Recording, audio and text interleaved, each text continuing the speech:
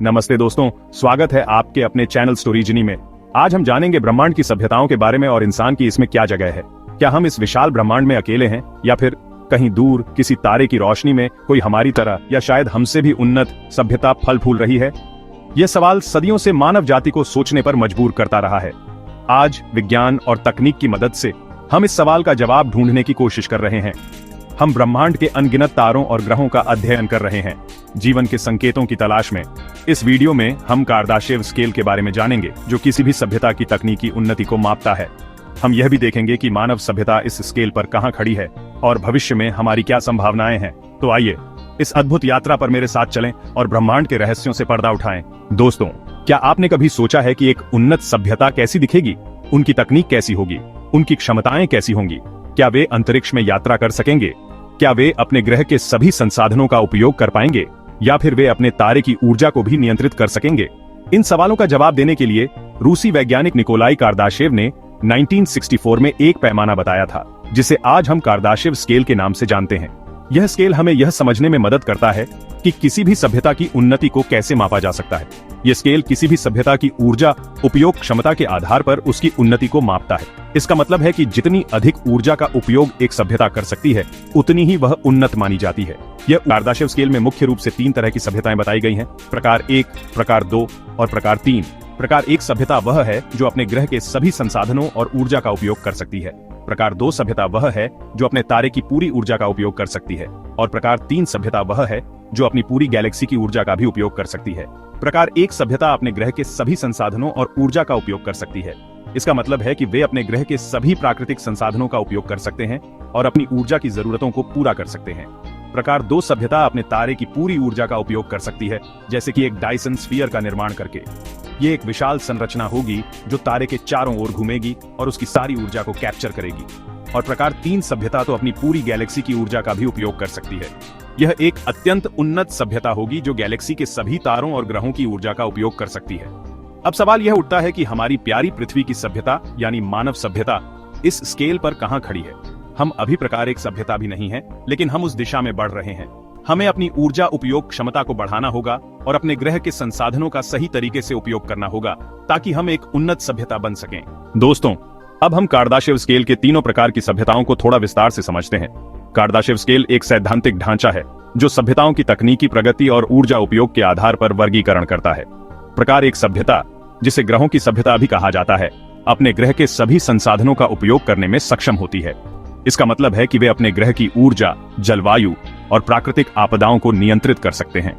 ये सभ्यता अपने ग्रह के हर कोने में ऊर्जा का उपयोग कर सकती है, चाहे वह सौर ऊर्जा हो, पवन ऊर्जा हो या फिर ज्वालामुखी ऊर्जा। इसका मतलब है कि वे अपने ग्रह की ऊर्जा, जलवायु और प्राकृतिक आपदाओं को नियंत्रित कर सकते हैं। वे अपने ग्रह के मौसम को नियंत्रित कर सकते हैं, तूफानों को रोक सकते हैं और यहाँ तक कि भूकंपों को भी नियंत्रित कर सकते हैं। ये सभ्यता अपने ग्रह के हर कोने में ऊर्जा का उपयोग कर सकती है, चाहे वह सौर ऊर्जा हो, पवन ऊर्जा हो या फिर ज्वालामुखी ऊर्जा।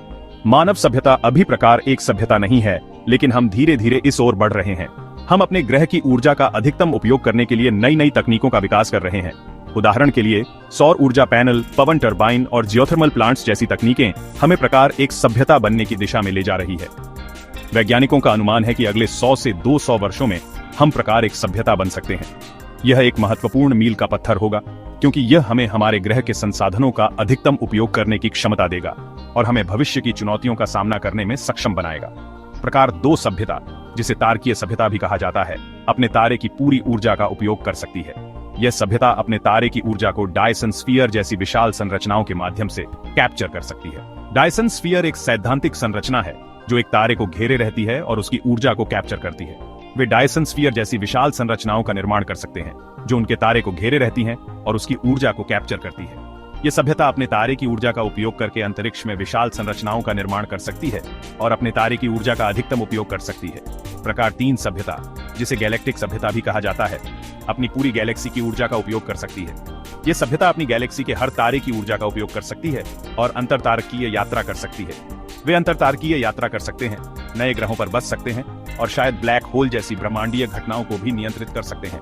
यह सभ्यता इतनी उन्नत होगी कि यह ब्रह्मांड के रहस्यों को सुलझाने में सक्षम होगी और नई नई तकनीकों का विकास कर सकेगी। दोस्तों, अब आते हैं उस सवाल पर जो शायद आपके मन में उठ रहा होगा इस विशाल ब्रह्मांडीय खेल में हमारी यानी मानव सभ्यता की क्या स्थिति है? खैर, सच्चाई यह है कि हम अभी कार्दाशेव स्केल पर बहुत नीचे हैं। वर्तमान में हमारी सभ्यता को प्रकार 0.7 सभ्यता माना जाता है। हम अभी भी जीवाश्म ईंधन जैसे सीमित और प्रदूषण फैलाने वाले ऊर्जा स्रोतों पर बहुत अधिक निर्भर हैं। हालांकि आशा की किरण यह है कि हम धीरे धीरे ही सही लेकिन आगे बढ़ रहे हैं।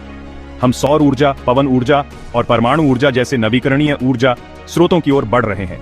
हम अंतरिक्ष अन्वेषण में भी प्रगति कर रहे हैं और अन्य ग्रहों पर जीवन की संभावना तलाश रहे हैं।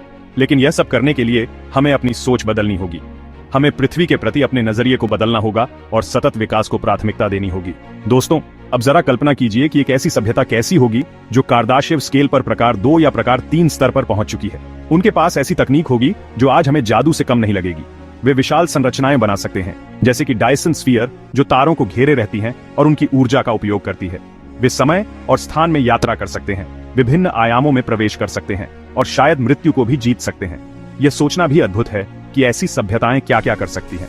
वे ब्रह्मांड के रहस्यों को उजागर कर सकती हैं, नए जीवन रूपों की खोज कर सकती हैं और शायद अन्य सभ्यताओं के साथ भी संपर्क स्थापित कर सकती हैं। लेकिन यहाँ एक सवाल यह भी उठता है, अगर वाकई में ऐसी उन्नत सभ्यताएं मौजूद हैं तो वे हमसे संपर्क क्यों नहीं कर रही हैं?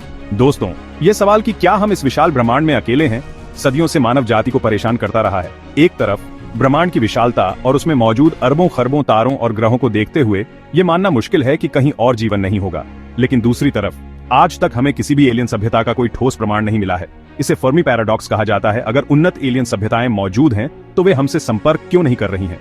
इस सवाल का कोई आसान जवाब नहीं है। हो सकता है कि वे हमसे बहुत दूर हों या फिर वे जानबूझकर हमसे संपर्क नहीं कर रहे हों, यह सोचकर कि हम अभी तक उनके लिए तैयार नहीं हैं। या हो सकता है कि वे हमसे बिल्कुल अलग तरीके से बातचीत करते हों जिसे हम समझ ही ना पाएं। बहरहाल, एलियन सभ्यताओं की खोज जारी है और वैज्ञानिकों को उम्मीद है कि जल्द ही हमें इस सवाल का जवाब मिल जाएगा।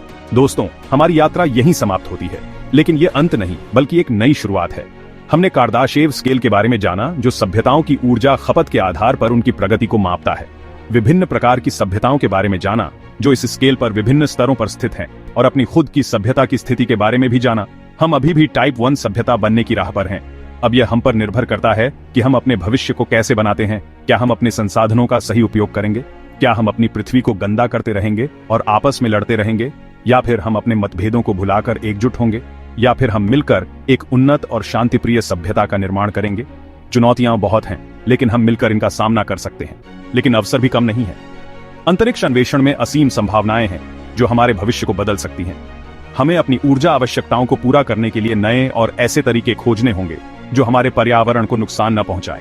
हमें सौर ऊर्जा, पवन ऊर्जा और अन्य नवीकरणीय स्रोतों का उपयोग बढ़ाना होगा। हमें अंतरिक्ष अन्वेषण में तेजी लानी होगी ताकि हम नई तकनीकों और संसाधनों का उपयोग कर सकें और अन्य ग्रहों पर जीवन की तलाश करनी होगी।